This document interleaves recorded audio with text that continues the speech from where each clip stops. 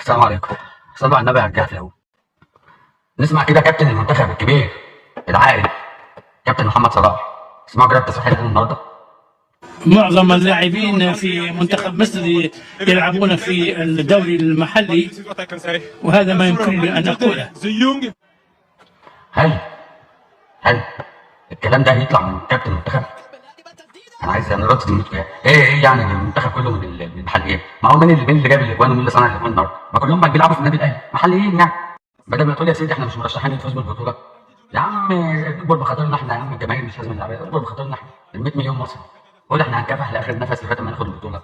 مش احنا مش مرشحين، المنتخب كله محليين. ما المحليين اللي عملوا كل حاجه النهارده في الماتش. انت عملت ايه يا صلاح؟ مين اللي بيديك الجول الاخراني انفراد؟ انت كنت عايز تضيعها كمان، مين اللي بيديك الجول الاخراني؟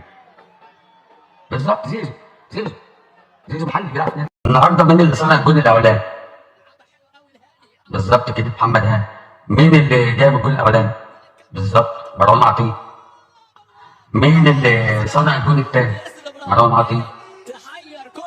مين اللي جايب الجول الثاني؟ ياسر ابراهيم. الاهلي اللي بيلعب. مين اللي صنع الجول الثالث؟ المنتخب النهارده زيزو. بالظبط زيزو. يعني الاهلي هو اللي عامل كل، يعني رجاله الاهلي هم اللي عاملين كل. واحنا بعد ما مروان جاب الجول الاول كابتن حسام حسن قال بخطه غطيها لا تاخد فيها.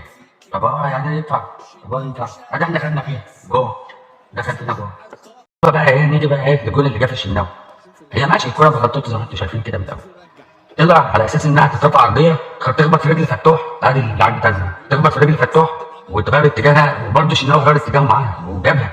فين بقى بقيه المدافعين؟ ما تقولوش غلطه الشناوي خالص، هي غلطته ماشي في البصر. كلنا عارفين ان الشناوي ما بيعرفش يلعب برجله بس، فما ترجعولوش كوره يا جماعه. انما هي مش غلطه الشناوي، ما حدش غلط الشناوي في الجون يا جماعه. انا سامع الناس كانوا بيقول لك شوف الشناوي، ماله الشناوي عمل على طري جامد، طري صعب، هيعمل اكتر من كده يعني. ماليش دعوه احسن يضربوني.